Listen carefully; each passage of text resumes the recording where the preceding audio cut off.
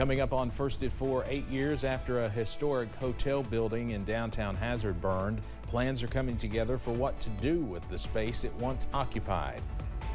And extreme heat is blanketing much of the United States. How hot has this summer really been across the country? Plus, we are tracking spotty showers and storms for midweek. Those details coming up as Mountain News First at 4 starts now. Dedicated to Eastern and Southern Kentucky, this is WYMT Mountain News First at 4. Good afternoon, I'm Steve Hensley. First at 4, September 1st marked 8 years since the historic Grand Hotel building in downtown Hazard burned, and nothing has been rebuilt on the site.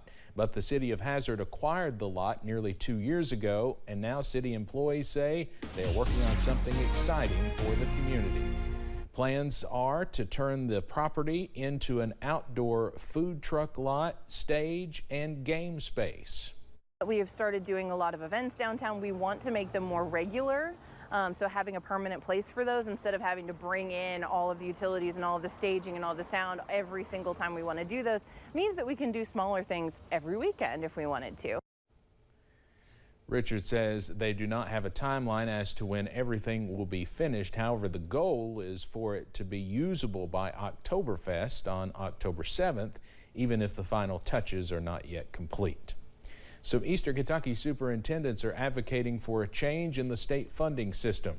School districts are currently funded through SEEK funding, which is based on average daily attendance.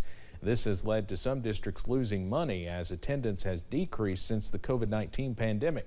Perry County School Superintendent Kent Campbell says they would like funding to be based on enrollment. We have to be 100% prepared every day. So that means if we're at 87%, we still have to be 100% prepared. So, obviously we would be for funding based on student enrollment instead of student attendance. School districts were awarded temporary funding through legislation following the pandemic and recent disasters, but Campbell and others are saying they want a long-term solution. We'll have more about this tonight at 6. The University of the Cumberlands has announced a large donation from a foundation to support student scholarships. The university's president calls the $25 million donation from the O. Wayne Rollins Foundation a historic commitment, marking the single largest donation in the university's history. He says it will allow students to graduate with little to no debt. University officials say they are matching the donation dollar for dollar. UVA-wise officials are announcing a new addition to their academic portfolio.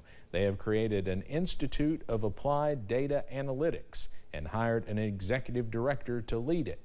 The Applied Data Analytics Institute follows the addition of 2 new hospitality and tourism management courses.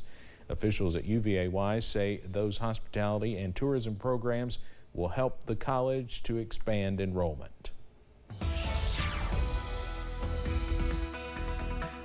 We are watching out for some spotty showers and thunderstorms across the mountains on your Wednesday afternoon. Here's a live look at First Alert Pinpoint Doppler. Not raining everywhere, but some heavier downpours near the Kentucky, Virginia, and Tennessee border over portions of Lee County, Virginia, also into Bell County and Harlan County as well. Some heavier downpours not too far away from downtown Harlan at this hour, and also some heavy showers in Powell and Estill County on the Mountain Parkway just to the east of Stanton. Here's a live look from Slade at the Mountain Parkway. You can see some dark clouds back in the distance as those heavier downpours are not too far away. That temperature is toasty over in Powell County right now, 88 degrees, and most of us in the middle to upper 80s right now. 85 in Jackson, also Manchester, 88 for Pikeville, 89 for Prestonsburg, also Clintwood. So we are watching out for some heat, but also some a little bit cooler air where the rain has fallen, down to 82 in Middlesboro, also 84 over in Harlan at this hour. Into this evening, we are watching out for a few more spotty showers and storms.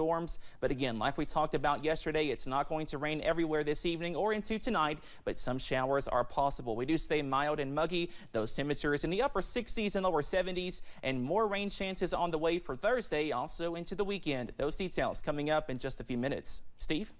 Cameron, thank you.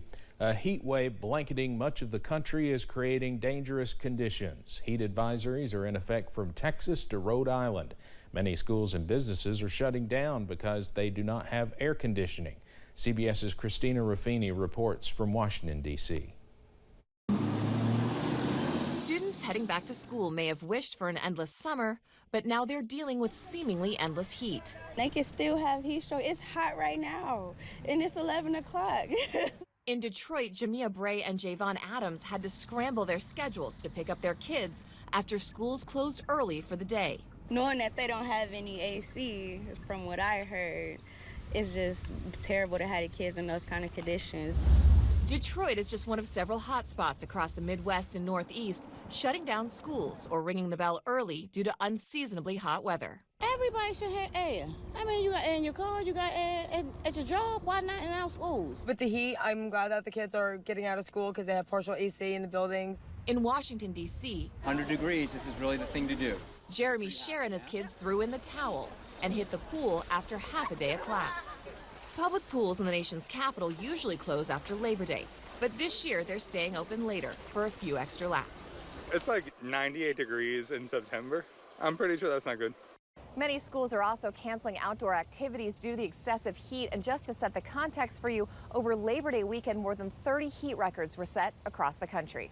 Christina Ruffini, CBS News, Washington.